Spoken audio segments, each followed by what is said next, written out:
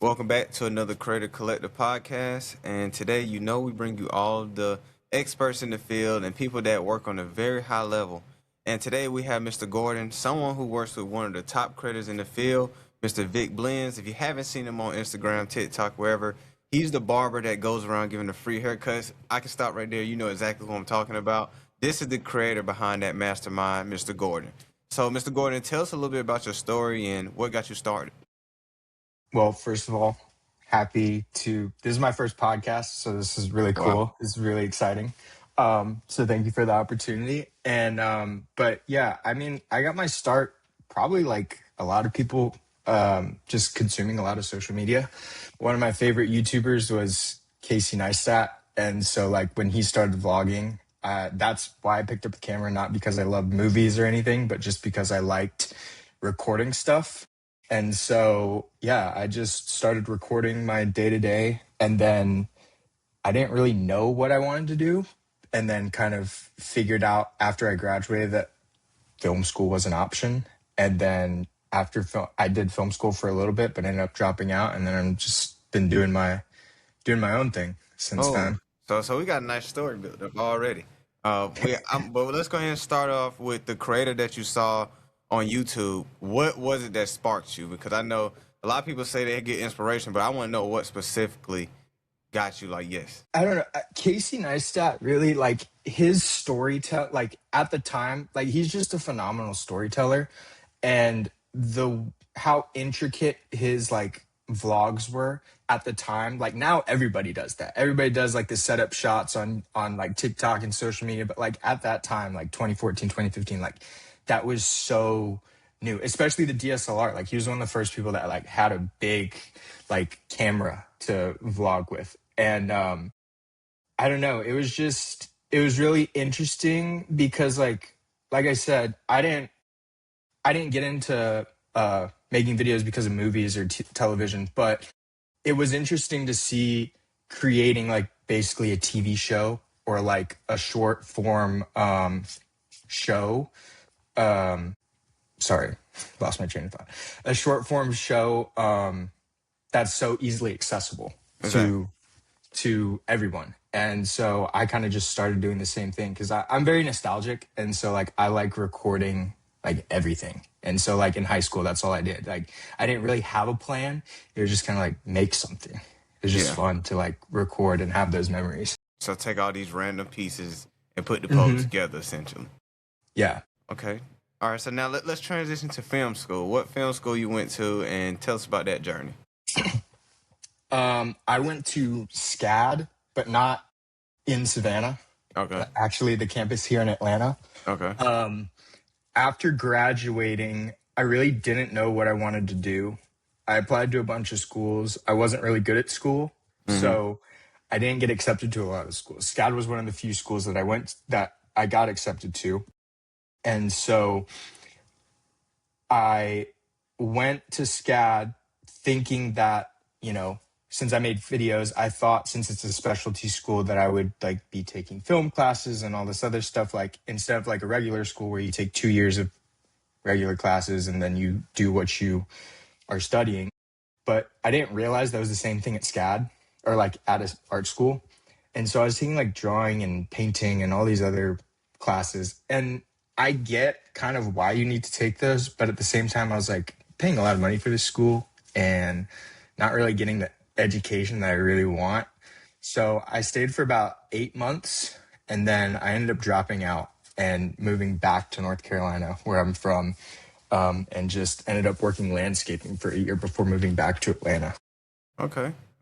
And so I'm sure you made a lot of connections being at film school, because Cody here is also a testament of going to film school, and we're going to give him a moment to share that story. But do you feel like, would you tell an individual that film school may not be the answer, or is the answer, or are you better off learning on your own? What is your perspective after leaving film school? I think that film school is great if you want to work in film. I made videos. I didn't make films per se. Like I wasn't a cinematographer, and I don't consider myself a cinematographer still. But I think my path was different. Like my path was very much social media. Like that's what got me into it. And that's kind of where I have found now where I belong or like what I like to make.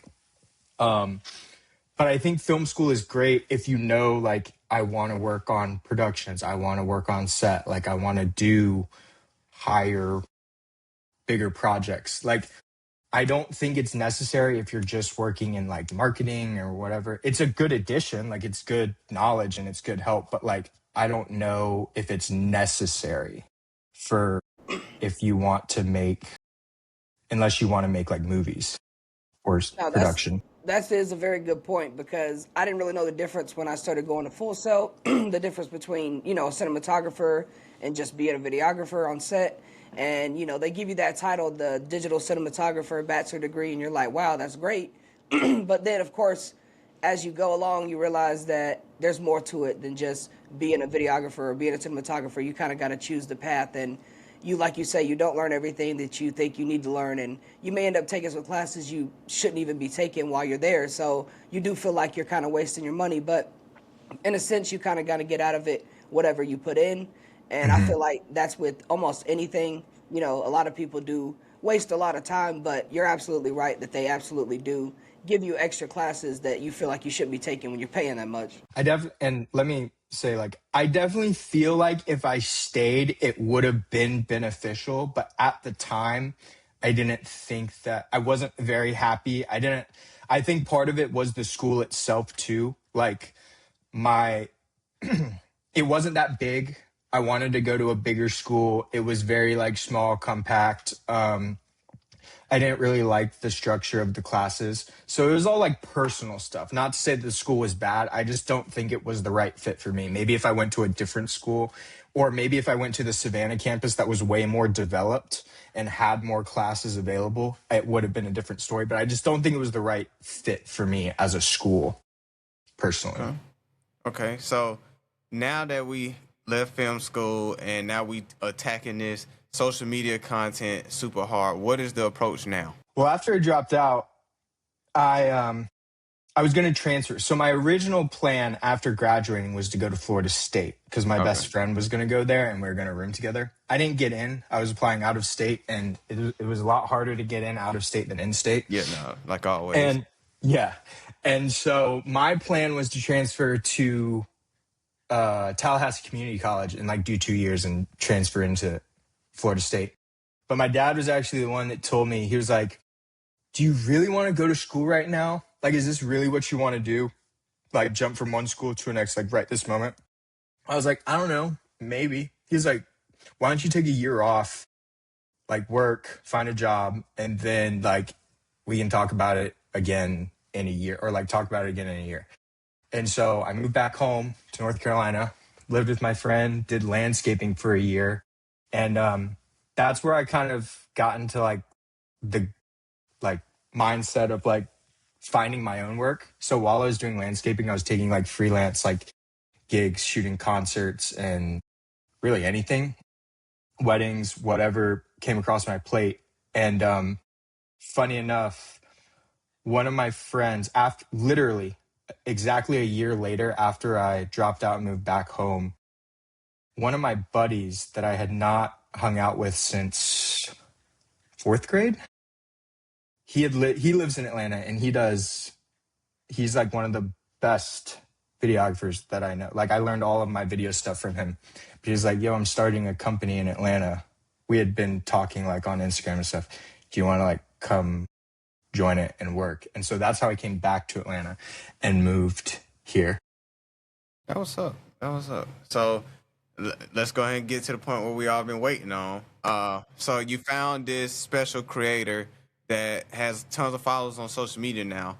Tell us how you found this individual and how we got to the point now of consistently working with this person.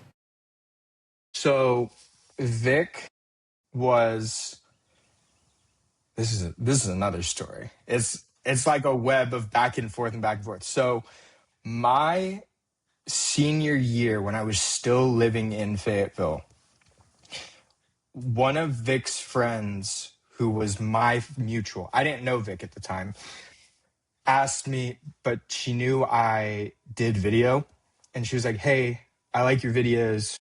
My friend needs a tutorial video done for his like barbering. There's like a haircutting tutorial on YouTube. It might still be up on YouTube. I'm not sure. But I went, filmed it, met him. It was really chill. Did the video, and that was the last we ever talked. We didn't talk for 3 years. And then, all the stuff with school happened, and I moved back to North Carolina, and then I moved back to Atlanta. And I'd been following him on Instagram, and he posted something on his story about needing a videographer. And so I emailed him, and I was like, "Hey, I don't know if you remember me, but we shot a video back in Fayetteville like 3 years ago. It was a barber tutorial. If you still need a videographer, I live in Atlanta now, actually, like, would you want to work?" And he was like, "Yeah." And we've literally been working ever since then. But that one, like, we hadn't had a relationship. It's funny because like always tell people like we're from the same hometown, but like we didn't have a relationship really till we moved here, like, and started working together. Yeah. So let's talk about, now that you found this creator that you can lock in with, let's start giving some advice to creators that reaches out to someone and then finally get the person they want to work with, or someone that they can consistently work with. And tell us your experience on some of the trials and tribulations you learned along this journey. Lucky enough for me, like Vic is one of my closest friends. So that is always beneficial. Like it is a working relationship, but it's also a friendship. So like he always takes care of me. I always help him. Like, but I think some of the things like that are underrated now is like organization, time management, and just being reliable. Like, because everybody has the skill to do the job, like most of the time. Like most of the time, everybody can make a video. Like that's good enough for someone to post or whatever. But it's like, I think it's all the other things that add up. Like with Vic, like I have 3 big hard drives and everything's like dated, sorted by kind of file, or like the date, the month, everything. Like I can go back 3 years and find a video that we made. And it's like stuff like that, like little things like that help maintain like constant content and like organization and a good relationship. Like just being responsible and have good time management and good file organization. Yeah. Stuff like that. Yeah. So do you get to travel with these creators and all that? Yeah, I do. I've been traveling a lot with Vic recently. It's awesome. Like I think we just recently went to the Dominican Republic. There was a MLB player that we have a relationship with that we met through like an MLB brand deal. And this was the second year we did it. But we went back to his hometown in the Dominican Republic to unveil his baseball field that he just redid, his hometown baseball field. And like he had a bunch of players come out and they had a big softball game. It was really cool. It was really cool to see the impact like in another country. Yeah. So tell us about how you pack to prepare for things like that. Because a lot of creators got to take their gear over there. You got to take all this camera stuff. Tell us how you pack and how you do travel with your gear, and how do you stay conscious enough to not always think, yo, my stuff might get missing, it might break, I might have to run through this problem, that problem. Just to add on to that a little bit, also speak to bringing your gear on airplanes, because I know you said Dominican Republic. I would assume you didn't drive there. So Yeah. So let's just speak on a little bit, because I know a lot of us, including myself, are cautious always about bringing their stuff on a plane. Well, a few things. One thing that I learned last year, this is if you're traveling internationally, and you have over $10,000 worth of gear, you should get a carnet. Let me see if I find it. 1 second. There we go. Live examples.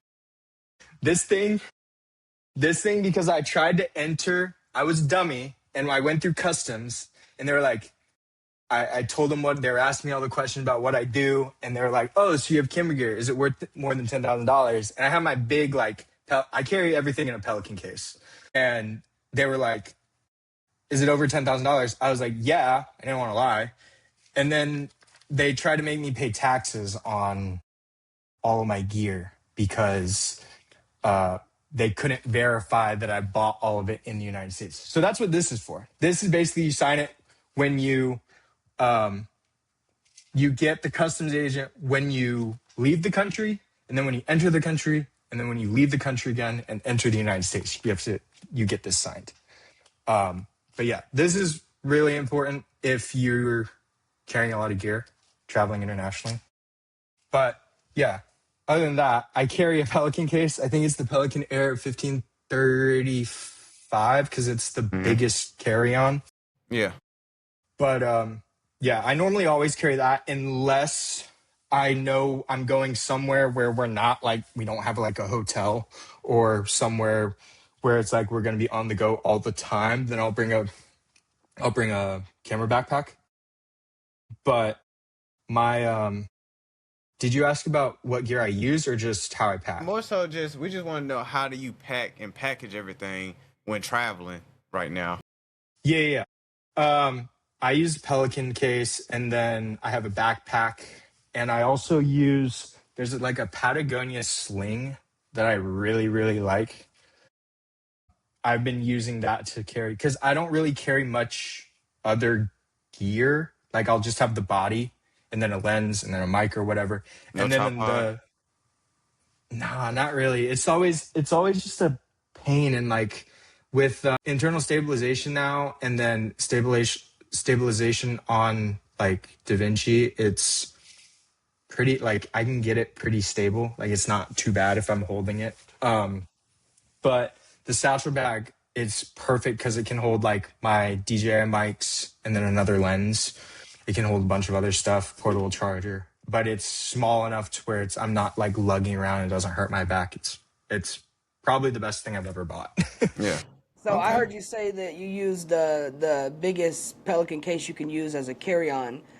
For the people that don't know, I'm assuming you're saying get the biggest carry-on because you're not thinking about ever stuffing this stuff underneath the plane. No. Well, that's the thing is like camera backpacks, they're so bulky.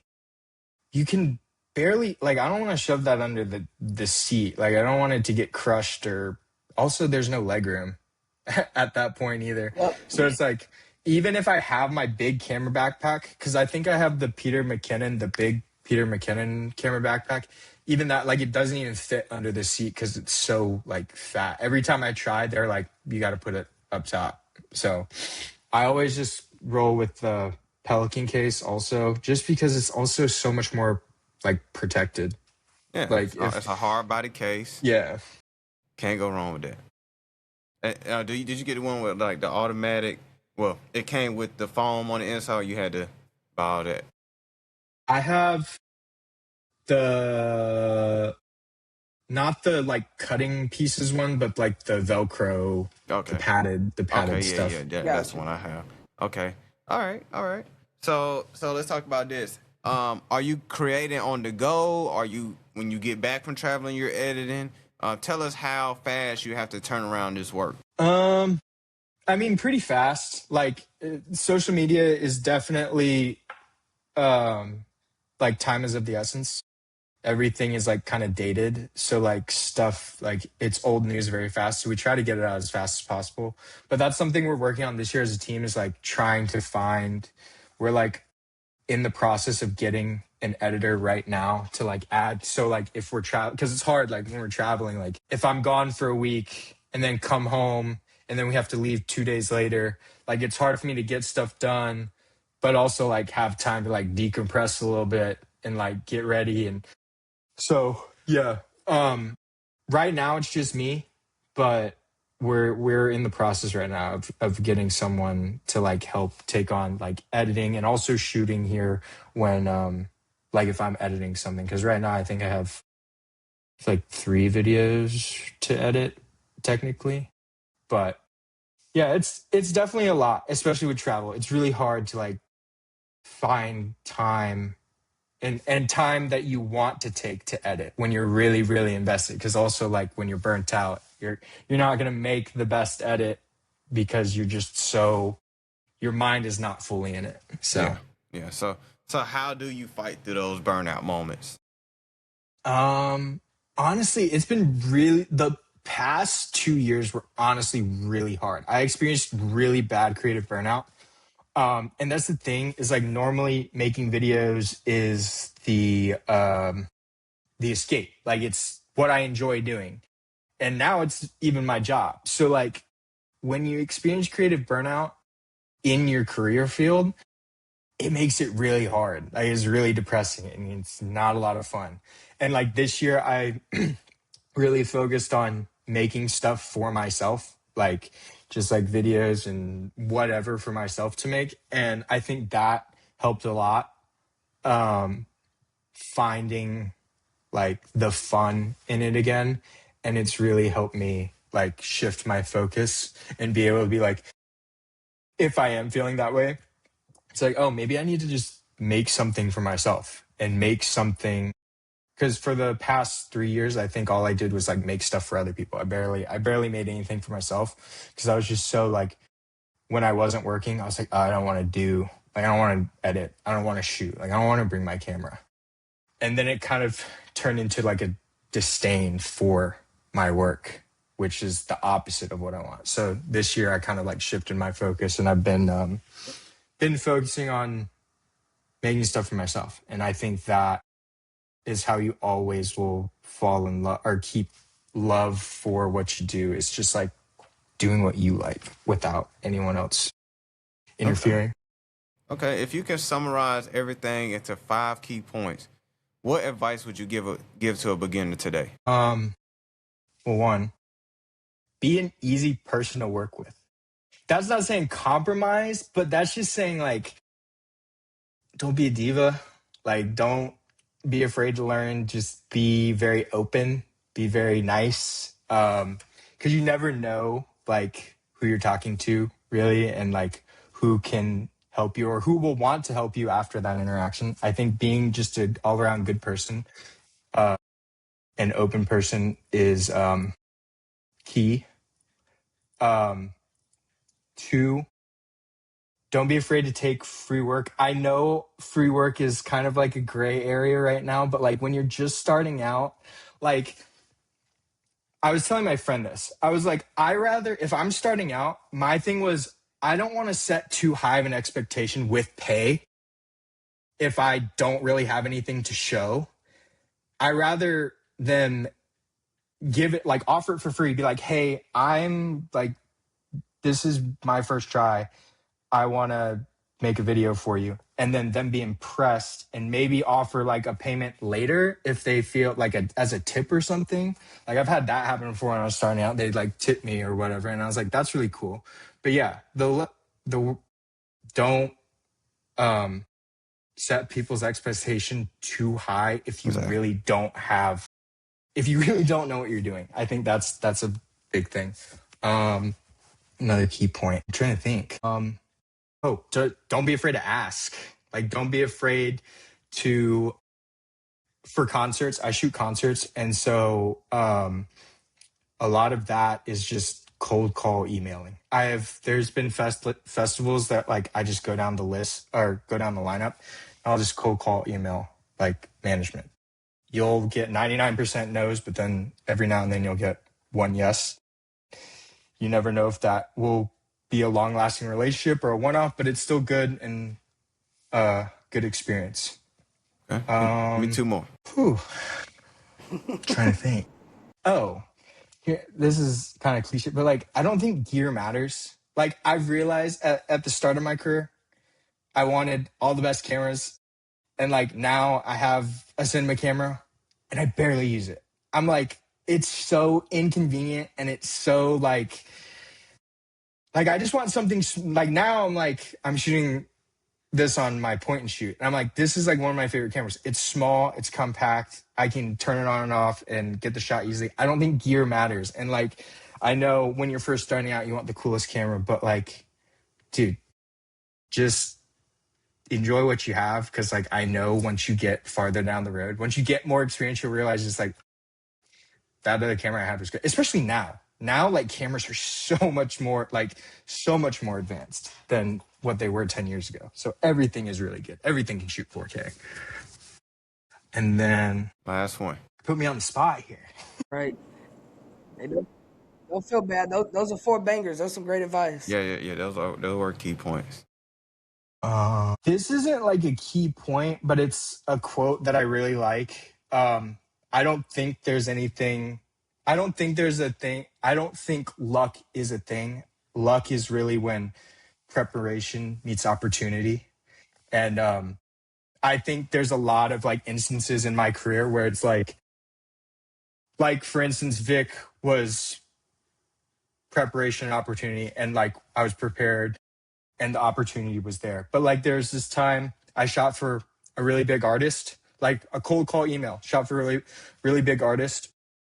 And I was super excited, and I did the thing. I overpromised and underdelivered. And like now she's like on the up and up. And I'm like, dang, if I maybe like set realistic expectations for myself, maybe like, or like I tried to do too much at the time. Like I tried to do photo and video while doing all this other stuff and like overloaded myself. It's like maybe if I focused on one, it would have been like fine. But like that was like the opportunity, but I wasn't prepared. Like I wasn't in the correct headspace. Now I know, looking back on it, if I got that opportunity now, I would kill it. Like I would crush it. I know confidently in my skill that I'm ready for would be ready for an opportunity like that. So I think that everything comes in the right time for you. You just have to be prepared. Yeah. Honestly. Always be ready so you don't have to get ready. I love saying that. I tell Cody all the time. I pack my whole bag with everything in the house. We always say, hey, you got this, you got this. Always have it. So those are great points, man. So tell everyone that's watching right now where they can find you and how they can connect and see your work. So my Instagram is OTF Gordon. That's pretty much everything, I think. I don't think it's anything else. If it's not that on any other platform, I don't use it. So OTF Gordon is TikTok and Instagram. Those are the main ones. I don't really post on YouTube, but like I think my YouTube's like Gordon Smith or something. But I normally just post on short form because everything I do is mainly short form now. Yep. But yeah, and also like if you haven't seen Vic's stuff, Vic Blends on TikTok, Instagram, everything, YouTube. That's mostly all my work. There you go. Hey man, this is the mastermind behind Vic's Blends. You can check out his Instagram, check out all his social medias. Thank y'all for tuning in. This is the Course Creator Academy / Creator Collective Community. We're out. To the next one. Thank you so much.